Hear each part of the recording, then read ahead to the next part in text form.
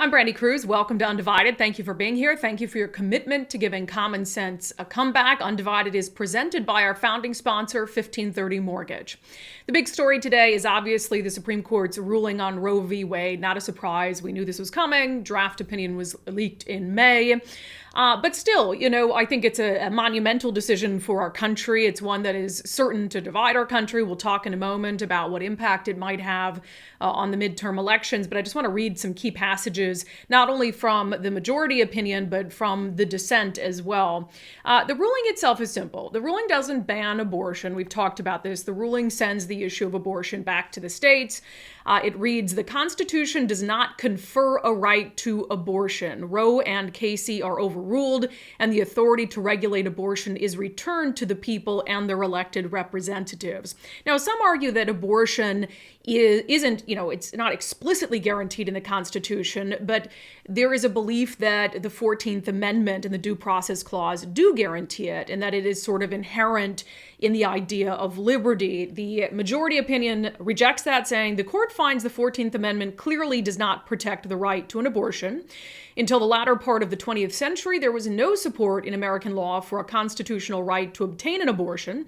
No state constitutional provision had recognized such a right. Until a few years before Roe, no federal or state court had recognized such a right, nor had any scholarly treatise. Indeed, abortion had long been a crime in every single state. I want to read from you the dissent, which I will say the dissent was pretty strongly worded. Today's decision, departing from stare decisis, which is precedent, for no legitimate reason, is its own loaded weapon. Weakening stare decisis threatens to upend bedrock legal doctrines far beyond any single decision. Weakening stare decisis creates profound legal instability. And as Casey recognized, weakening stare decisis in a hotly contested case like this one calls into question this court's commitment to legal principle. It makes the court appear not restrained, but aggressive, not modest, but grasping. In all those ways, today's decision takes aim, we fear, at the rule of law. The dissent closes by saying, with sorrow for this court, but more for the many millions of American women who have today lost a fundamental constitutional protection, we dissent. So let's talk about what really happens here after this ruling. We've discussed it on the podcast before. The fact, as I said earlier, it doesn't ban abortion, but it leaves the issue of abortion to the states, which will effectively ban it in some places. Take a look at this map. So essentially, there are 13 states that already have in place what are called trigger laws, which means if Roe v. Wade were ever to be repealed, they have a law on the books that takes effect saying, okay, now we're going to regulate abortion ourselves. So you look at the 13 states, the deeper red the color, the more strict the ban on abortion will be. And so you have some of these states that will have bans even in cases of rape and incest. For some of the other states, they allow it in cases of rape and incest. But for the most part, what you're looking at here are states where it won't be legal unless the life of the mother is in jeopardy. And so you do have some states where, yes, abortion will be essentially banned. And so in the state of Washington, where we're at, this isn't going to impact the ability of women here to get an abortion. I know it's something that's going to be politicized, but you have 3 governors now coming out, the governors of California, Washington, and Oregon, saying they are going to redouble their commitment to reproductive freedom. They call it a West Coast offensive, and they put out this video. Reproductive freedoms are under attack. Red states and Republican-stacked courts have rolled back the rights of Americans. Today, with the Supreme Court ruling to overturn Roe versus Wade, more than half the states in the United States ban abortion outright or severely restrict access to abortion services. That's why California, Oregon, and Washington are building the West Coast offense to protect patients' access to reproductive care. We're going to work with our legislators, with our providers, with our patient advocates. We will continue to protect patients from any state who come to our states for abortion care. Defend doctors, nurses, and medical professionals working to support patients seeking reproductive care in our states. We're going to protect patient privacy. We will resist intrusions by out-of-state prosecutors, law enforcement, or vigilantes trying to investigate patients receiving services in our states. Stop misinformation. And we're going to expand access to abortion services for the people in need. We will not stand on the sidelines. The West Coast United States is going to stand strong We'll fight like hell to protect your rights and your safety. So one of the questions, of course, is how does this impact the 2022 midterms? Obviously, things aren't going well for Democrats who are in charge. You have inflation, gas prices. Things are challenging. And there's this thought that Democrats will sort of grasp onto this issue now of the erosion of reproductive rights to try to encourage more Democrats and galvanize Democrats and get Democrats to come out to vote.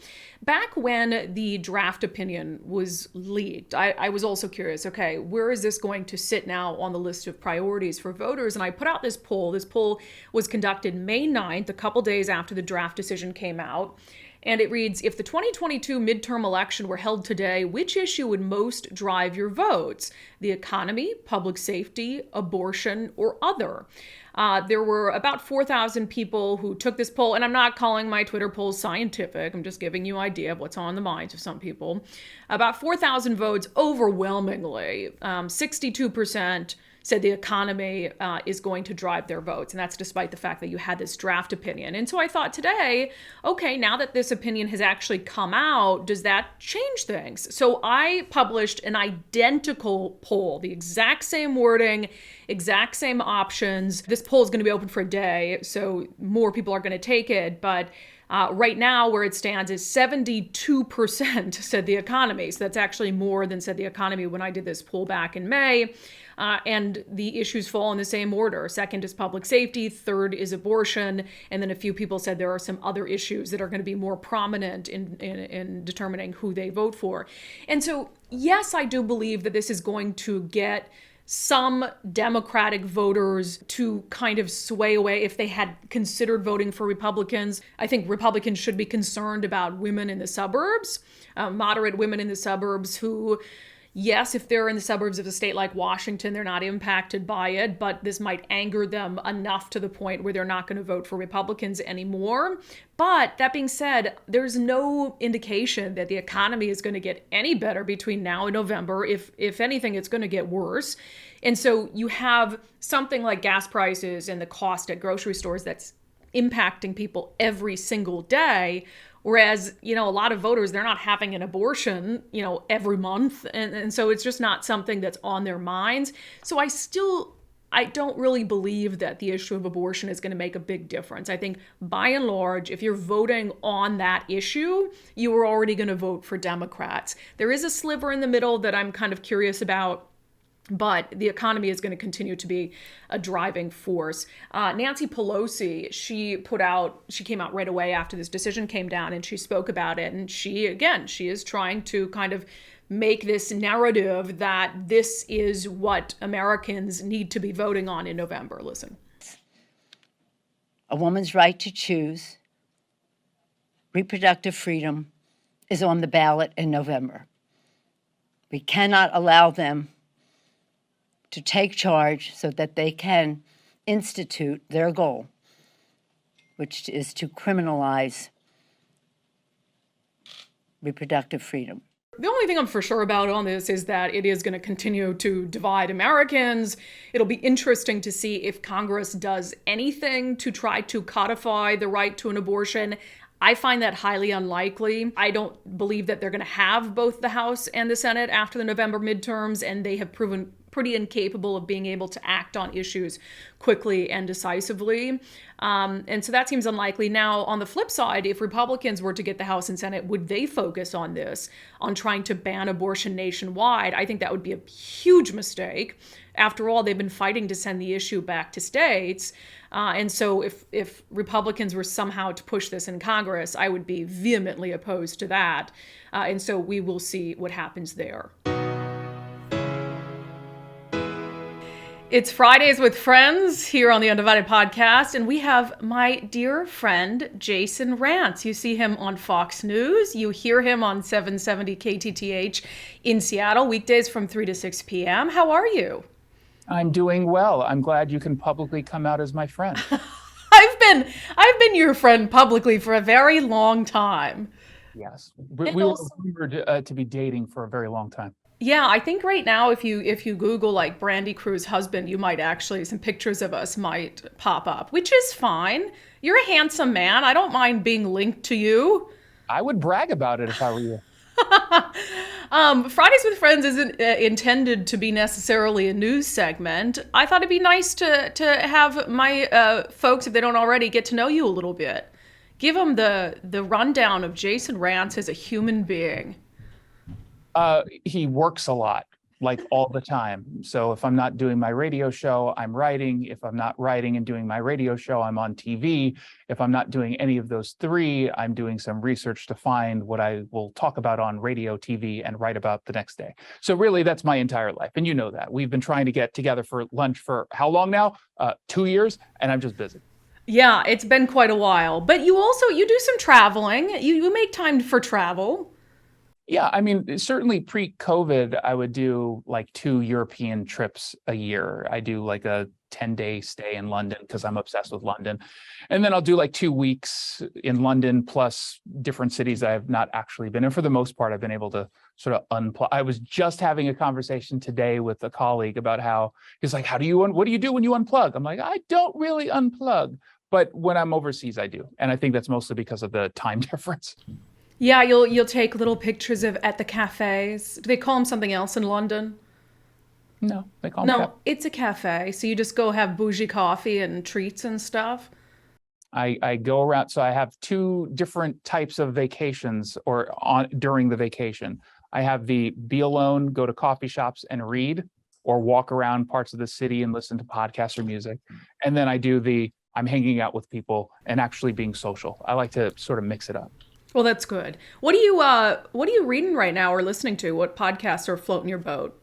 So I always listen to the Adam Carolla show. That is my favorite podcast, plus the Adam and Dr. Drew show. It's in a lot of ways, it is why I got into radio. I remember when I was young and I was listening to Loveline with Adam Carolla and Dr. Drew, I would listen every single evening. And it was part of the inspiration to get into radio. Obviously, I cover different issues, but for the most part, Adam Carolla is a big reason why I'm doing what I do.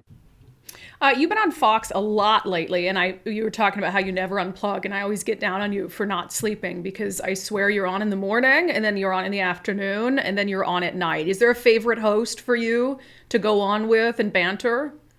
The fun thing, here's the absolute truth, even though it's going to sound a little kiss-assy. I like everyone that I go on TV with. Tucker is great. Harris Faulkner is amazing. And she and I, we talk offline. She comes on my show pretty frequently. Shannon Bream is amazing. I mean, literally everyone I've spoken to. And last week, actually, I was in New York for the first time. I actually went onto the set and I did like 8 different appearances. Pete Hegseth is a friend. Stuart Varney is amazing. I've legitimately never had a bad experience with any of the hosts or any of the producers, which I have to say, and you'll probably back this up, that's probably rare. Because, you know, like any other workplace, you've got people who are ornery, like me, and probably are not the nicest people to be around. But everyone there has been great. Yeah, I would say egotistical is a common thing in TV news in particular. So that's pleasant to hear because if you're in the Seattle bubble, everyone who works at Fox News is evil. Yeah, well, we're all fascist white supremacists. Well, exactly, definitely. I want to talk about a blog you just put out. Cops rip bigoted Seattle Pride leaders as they ban uniformed officers from LGBT march. So it's Pride Month, but the annual Seattle Pride Parade is Sunday. So what is the deal with officers and how their presence is going to be limited? Well, we're now told by Seattle Pride that no officer in uniform can be a part of the march. They can't wear any insignia associated with policing, nor can they put out any police propaganda. I don't even know what that means in this context. And so effectively, they're saying to the gay cops in particular, go back in the closet. We don't want you here because they're pretending that it could be triggering to the community because this came out of the Stonewall riots and police were involved. And it's like, just shut up. Just stop this nonsense. You're anti-cop. You're part of the defund movement. This is an organization that's run by Crystal Marks, a former Burien City Council member who suffered a humiliating defeat because of her positions around policing policing in particular and public safety. Carmen Rivera is the other co-director, I guess. She's an SU professor of I think it's criminal theory, something like that. And you go to her TikTok account, it's filled with just some anti-police vitriol. So this has nothing to do with the triggering aspect of police being there. They obviously are there policing, which I'm assuming if, God forbid, anything were to happen, you would gratefully accept the cops to come in and actually help people, but you just don't want to be associated with them in any way if they happen to be gay and want to march, which they've done since 1994. And it's not just, by the way, that Seattle Pride is making this decision, because they don't stand for the gay community, they stand for themselves. But you've got corporate sponsors who have yet to come out and say whether or not they support this move. We're talking about Alaska Airlines, T-Mobile, Chateau Saint Michel, Tito's Vodka, and what am I missing? I'm missing one other that's out there sponsoring this event. I think you should tell us whether or not you want to stand with your sort of corporate virtue signaling, or do you want to actually support the gay community and police? Yeah, and I think what bums me out about this, so I go to the Pride Parade every year. Obviously, they didn't have one during COVID. I have a lot of gay friends. We go together. It is one of my favorite weekends of the year. And I just for the first time have really thought, like, do I even want to go and support them, considering, them being the organization, considering kind of what they're doing. And so I'm supposed to go on Sunday and I'm kind of on the fence about it. But I think what bothers me about it is, as you said, they hearkened to Stonewall, and, you had police mistreat people who were gay. And I understand that. But what happened to progress? Like, why would you not celebrate the fact that police in Seattle in 2022 want to be part of the Pride Parade? That's what I don't understand. Well, because they don't care and it doesn't fit in with their narrative, right? I mean, they want you to still believe that cops are out there beating people. Usually the conversation lately has been around this false notion that cops are just going into the neighborhoods and tracking down Black people to murder, which of course we know isn't happening. None of the data backs that up. And they don't like that kind of progress because they need a bad guy. And on top of that, they are driven by their ideology, and their ideology demands the abolition of police and prisons. They think the criminal justice system is steeped in white supremacy and it has to be dismantled and then rebuilt in their image. It's absurd. They're using this movement for their own personal politics. And shame on anyone who doesn't call it out. If you know this is what they stand for, then I wouldn't attend. I think that this is sending a message. I don't know you'll get enough people who will just boycott this thing. But remember, in San Francisco, and this brings me up with the mayor here in Seattle, London Breed boycotted their march because the Gay Pride March in San Francisco banned officers. They stood together as a government. And even London Breed, who's very far to the left, took a stance. Mayor Bruce Harrell, as of this recording, hasn't taken a stance. Yeah, it's a tough one. And I mean, for you, so I put out a cartoon a couple weeks ago. I had done this long interview with Crystal Marks when they made a decision to prohibit Amazon from being a corporate sponsor because Amazon had donated money to Republicans who voted against the Equality Act. So had other sponsors that Pride didn't kick out. It was clearly just to make a political point against Amazon. I put out a cartoon that had basically marchers at Seattle Pride, and it said, Seattle Pride where everyone is welcome except Amazon employees, Republicans, and police officers. And Crystal Marks called me a liar over this cartoon. But for you, as a gay Republican, would you feel welcome at Pride in Seattle if you were to go? No, and that's why I'm not going to go. I make no... I don't hide my politics, nor do I hide the fact that I'm gay.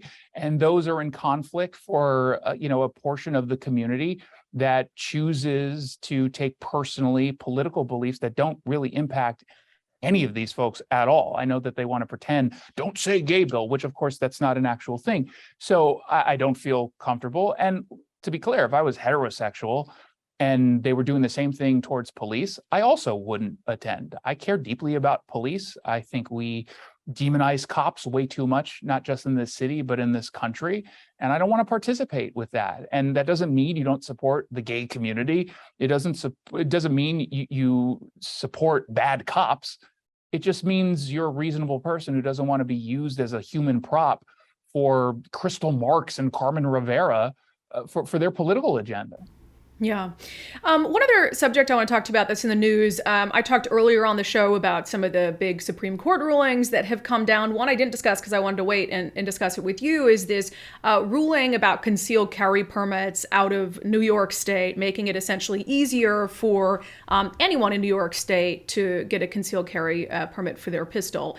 Does this have wide-ranging impacts, or is it kind of limited to a state like New York that had stricter policies around that? There are a lot of states that have this very same or similar strict policy on guns. Maryland is up now. I mean, I believe it was 6 or 7 states.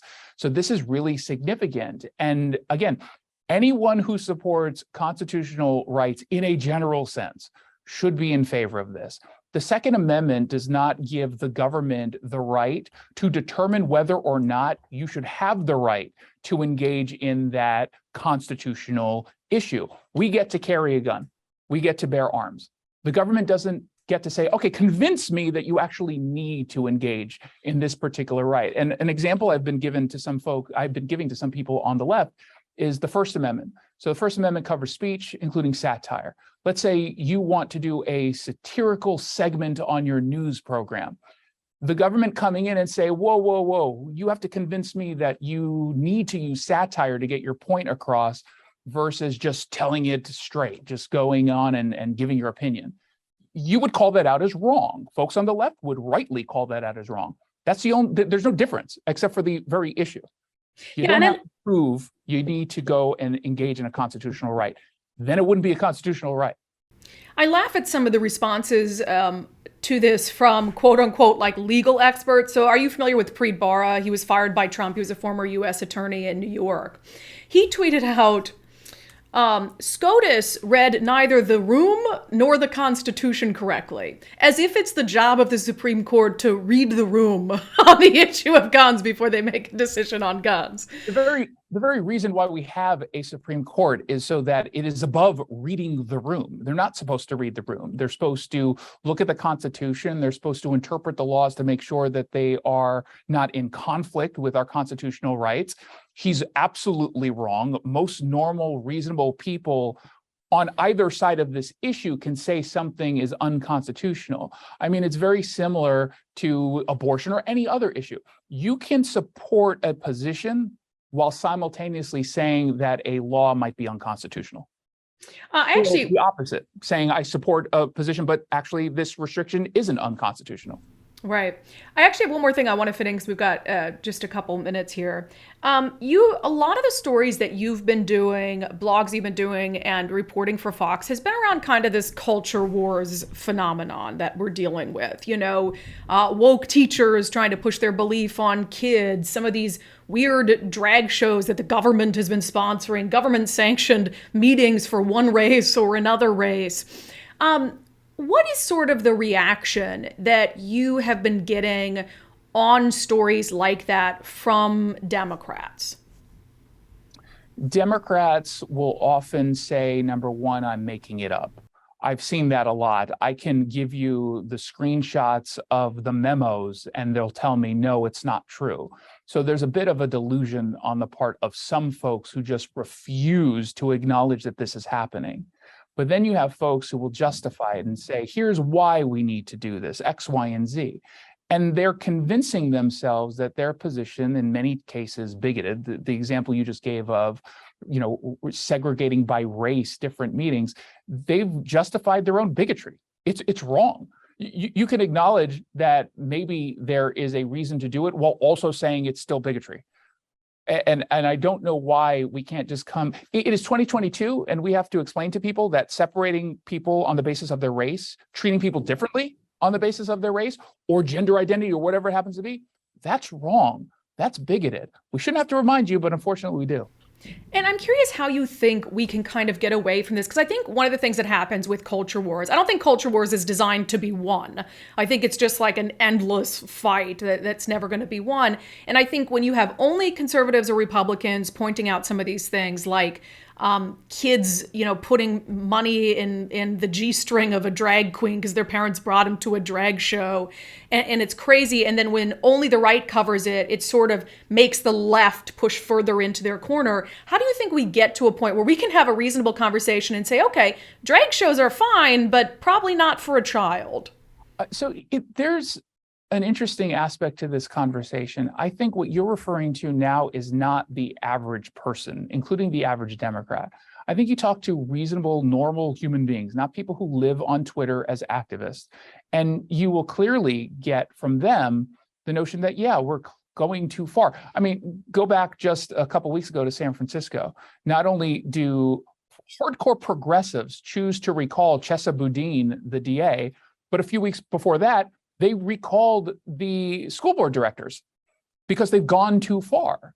So get off of Twitter, which is where you and I live when we see some of these conversations. When you talk to normal people, they're clearly fed up with it. That's why we've seen such significant momentum, not just in places like San Francisco, but Minneapolis, Waukesha, Loudoun County. I mean, they're all having these significant wins because people truly know that we've gone too far, the left has gone too far in this regard. Yeah, and I think you got to have reasonable common sense people be willing to use their voice. I think for regular people who don't live on Twitter or who want to stay away from sort of the drama and the culture wars, it can be intimidating to speak out because things can get so nasty. But if you're just a regular person working hard every day with a family and, normal, quote unquote, I think you have to start speaking out or else those crazy fringe ideas just sort of dominate the conversation. Jason Rantz, thanks for being on Fridays with Friends. Always nice to see you. A brand segment here, a benchmark, and you don't even get it right. I know, right? It's a tongue twister. Fridays with Friends. Not that people have a hard time finding you because you're everywhere, but how can people watch you and listen to you? So you can get the podcast. Just search Jason Rantz Show wherever it is you get your podcast. You can go to ktth.com as well. And of course, you can follow me on Twitter. That's where I post all the videos after I do them on Fox. And whenever I do a story, we share the hell out of it as well. All right. Sounds good. And I end every conversation of ours by telling you to get some sleep. So get some sleep. Good. Quick nap. Thanks, Jason. Thank you. Okay. On the topic of budgeting. This is obviously something that is top of mind for a lot of Americans who are struggling right now. I mean, you got $6 gas prices in some areas, some places it's even higher than that. Groceries are noticeably more expensive. And there was just this example of, I really believe that a lot of the mainstream media lives in a bubble. That a lot of journalists, who went to Ivy League colleges, moved to DC or New York City, they are not in tune with what regular, hardworking, everyday Americans are dealing with, and just so out of touch. There were two articles that perfectly sum this up. One from Bloomberg Opinion. It just cracks me up. Inflation is a lesson in appreciating what you had instead of just complaining about losing it. Oh my gosh. It goes on to say, Americans are facing a painful drop in the higher living standards brought by ultra low interest rates and a technology revolution. It had to end sometime. Did it have to end sometime? Actually gets worse than this. The LA Times. This is a headline from the LA Times. Yes, a recession looks inevitable, but it may not be that bad. Oh my gosh. It's amazing to me. Like, they're doing a lot of work for the Biden administration here. Any recession is bad, by the way, LA Times. LA Times goes on to write, any downturn is likely to be mild because many consumers have a financial buffer and the labor market still has legs. Oh, a mild recession. Oh, why didn't you say so, LA Times? A mild recession. Well, the $6 gas price is no big deal then. We'll get by just fine. Again, the media bubble. At some point, if the media bubble does not pop, I just don't know how mainstream media as it is survives because it is so out of touch with what Americans are facing. All All right, speaking of out of touch and echo chambers, every Friday we pull ourselves out of the echo chamber that is the Seattle area and fill you in on what's happening in a much, much different place of the country. It's time for our segment, Florida Report.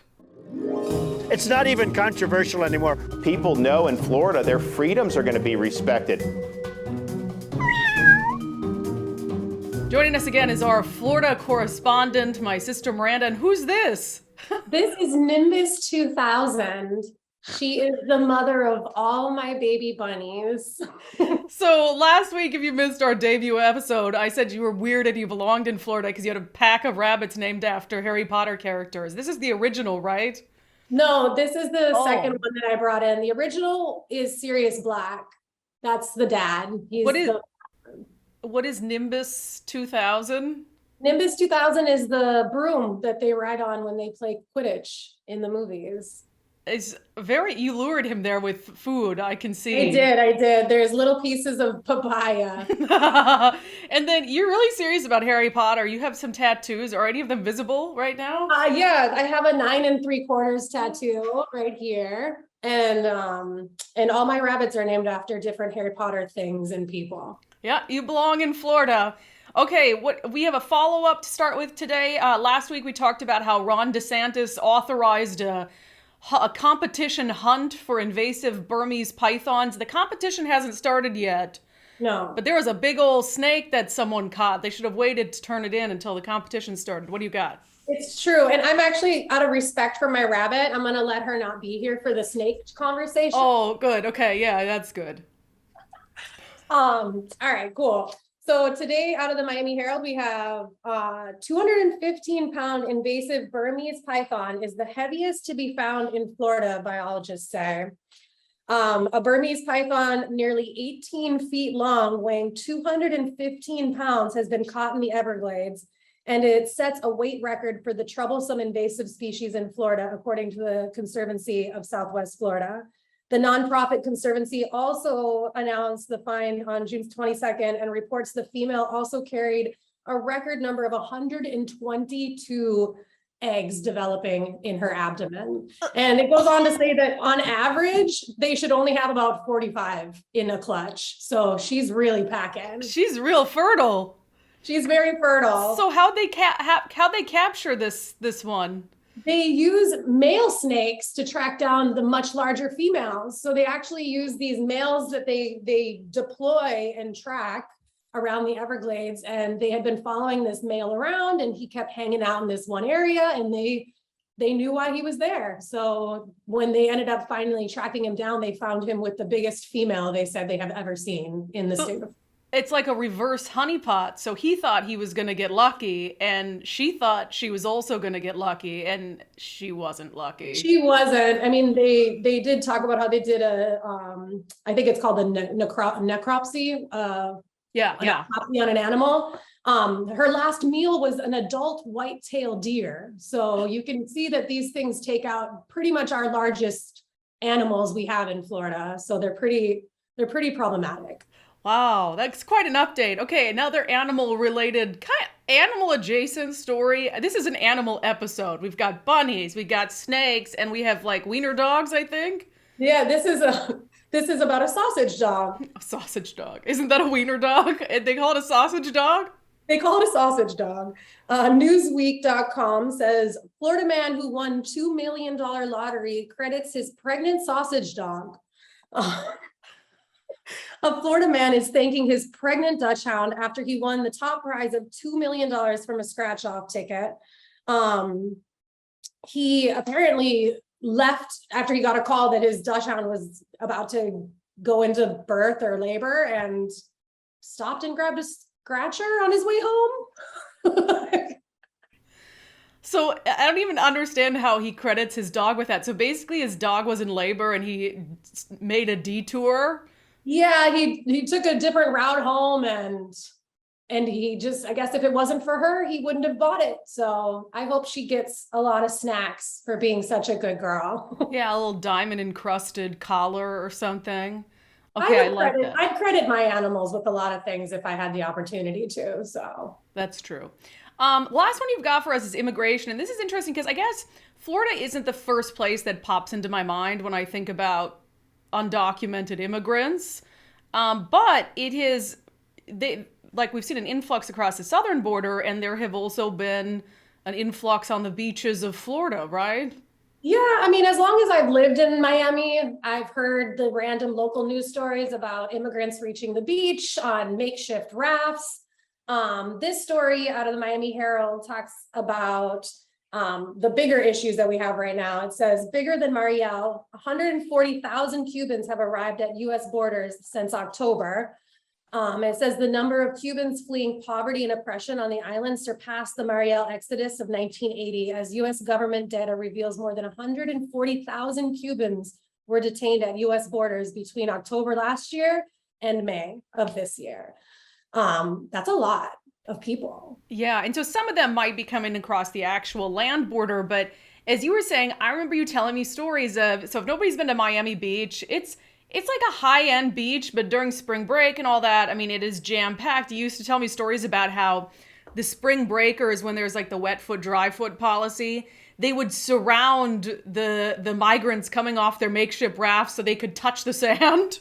Yes, and I mean, at that time, I don't think I fully understood the concept of wet foot, dry foot, but it was always just kind of like cool and interesting to see these things happen like in front of your eyes and not just on the news, and watch people just kind of like help people out. I mean, these people float for days across shark infested waters to get here. So, you know, just lending them a little extra hand to get to the sand.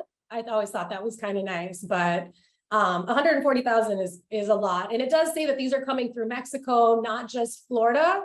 But just a few days ago, we had the Coast Guard intercepted 36 migrants just a few miles south of the Keys. So this happens all the time down here, very, very consistently. Yeah, and it is unfortunate. And, you know, the compassionate side of me is like, okay, you have to think about how bad things are for them to float on a raft up to Florida, and the same with migrants, you know, marching 1,000 miles with their kids, drowning in the Rio Grande. So I'm really of the belief that we need to make first legitimate asylum claims as easy as possible while still going through all the checks. Legal immigration, we need to get rid of the red tape. And then you can make illegal immigration where you've got the drug traffickers and the human traffickers. Then you can make that as hard as possible, because it is heartbreaking. You don't want people to die trying to come to this country, but no, and they do. And I think most of my friends who are Cuban, they're here because their parents came in the 80s during that initial exodus. So like in Miami, that migration of that many Cubans completely shaped and formed our city to what it is today. And it is not only beautiful, but it's eclectic and it's cultural, and the food is phenomenal. So there definitely needs to be some attention paid to weed out the immigrants who are coming to contribute to our society here, and the people who are coming to not contribute and create problems, because there's definitely a difference between the two. Yeah, your Republican mayor in Miami, he's a first generation American, but I think his parents were Cuban. Yep. I think so, and he's really popular, so I like him a lot. He gets around the city. He's always at events and stuff. He's very active guy. So. All right, well, I'll let you go, Miranda. It looks like weed on your counter now. For the record, if someone joined us late, that's rabbit food. It's not marijuana. All right, Miranda with this week's edition of Florida Report. Thank you, ma'am. Bye, thank you. It's not even controversial anymore. People know in Florida their freedoms are going to be respected.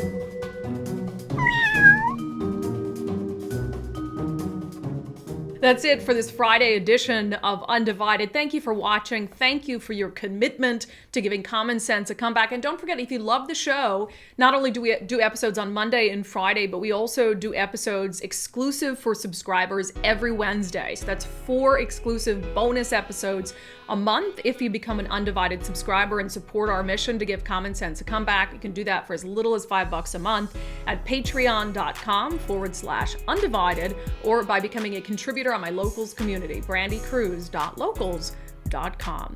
Undivided is brought to you by the presenting sponsor, 1530 Mortgage. Pay them a visit at 1530mortgage.com.